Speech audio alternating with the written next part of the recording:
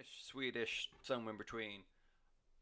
Progressive metal, borderline gent band Vola, and it's called Applause of a Distant Crowd. It was the follow up to In Mazes, came out 2015? I'm not sure. It came out a few years ago. And it was one of those albums where, when it first came out, I feel like it kind of got missed, and then either a certain publication or a re-release sort of turned everyone's minds back onto it, and that's when everyone thought, "Oh shit, it's actually really, really good." And I really enjoyed it as well. It experimented with the traditional gent tropes.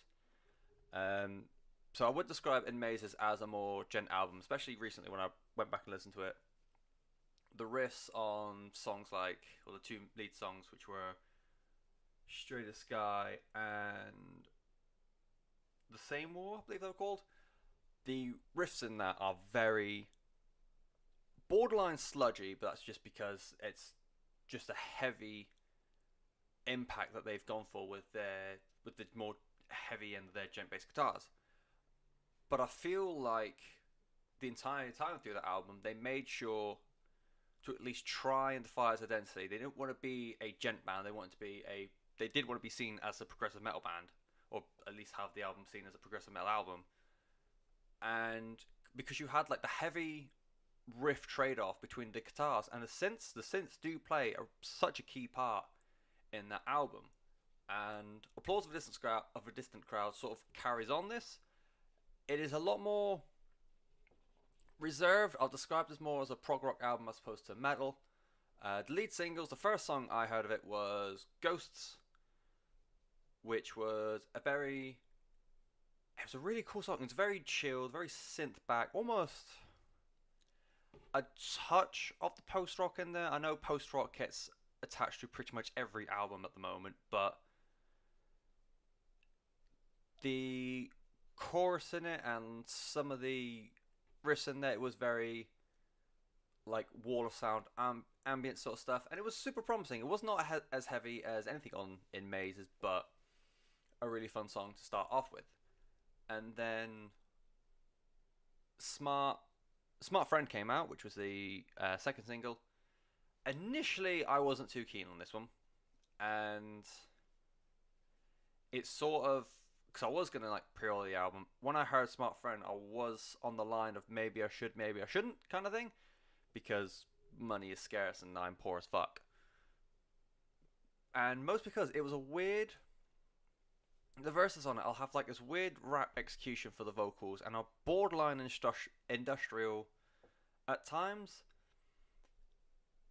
And yeah, the verses sort of they were a lot more reminiscent of like the lower cuts of In Mazes, and in the end for me it was saved by the chorus because the vocalist, and I'm probably going to get this wrong, Asger Maigind.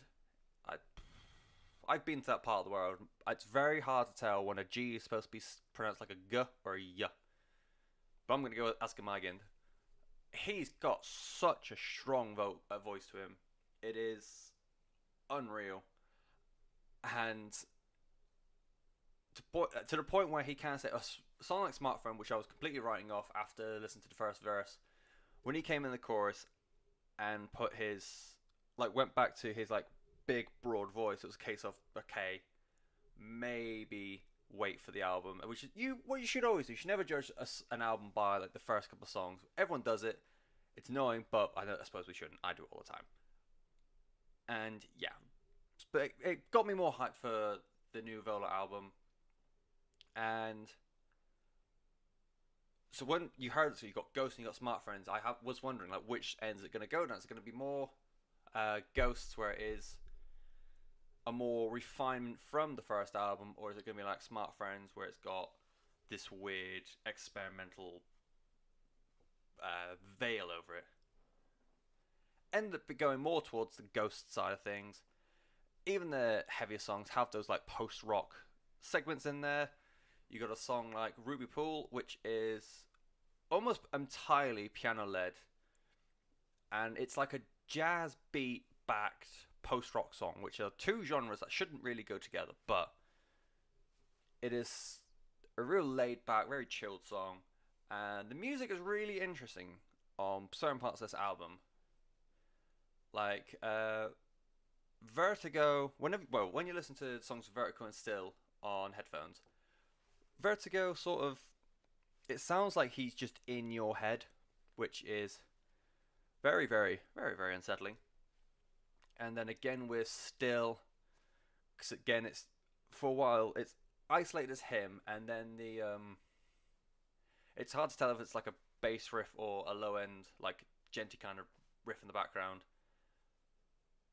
But it just sounds like he's like right in your ear, and I'm basically doing the same to the microphone, forgetting there's like a thing in the way, so I can't actually go up to the microphone. But still, it is very much just it's an interesting bit. I won't say it's weird because I feel like if you say something's weird, it's not good. It's an interesting kind of sound of it, and not one that I really picked up on when I was listening to it on speakers. So I desperately recommend that you listen to it, especially Vertigo and Still on headphones, like decent headphones at least.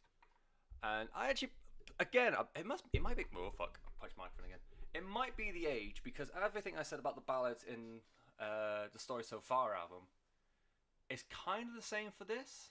I prefer the more, I keep hitting the microphone every which way, this thing's huge. I really prefer like the lighter ends of this. So the post-rocky stuff is where they can be a lot more creative. They can have like the more interesting riffs. They can have that better contrast and duality between the synths and the guitars. And overall, I think they can just have better ideas, or they just have better ideas when it is the more prog rock or post rock kind of stuff.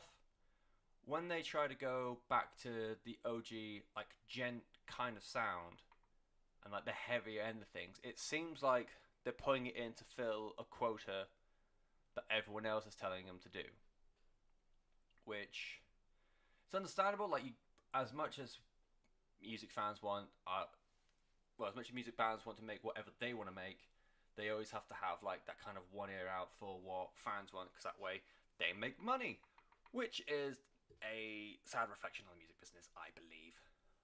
I think if you are into the world of prog rock, you will hopefully know of all these bands, but if you are interested in Vola, I think the best, like the recommendation to go for Vola is if you enjoy Leprous, which I've talked about a couple times before. Really, really big fan of them. Tesseract, their album Sonder, I think sits in the same realm as this. Very post-rock filled prog metal and prog rock.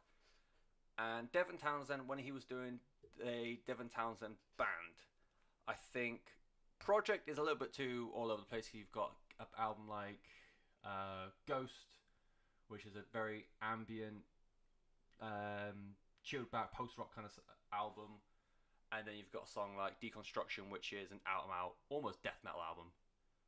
I think with Devin Townsend band though, it was a case of he had a more straightforward progressive metal sound, and although he does have that Vola sound to back it, it's not to the same level as Project. And I don't know much about when he was just doing Devin Townsend, so that was my recommendations. Leprous, Tesseract, Devin Townsend band. Any of them, go for Vola. Applause of a distant crowd. Tea break again.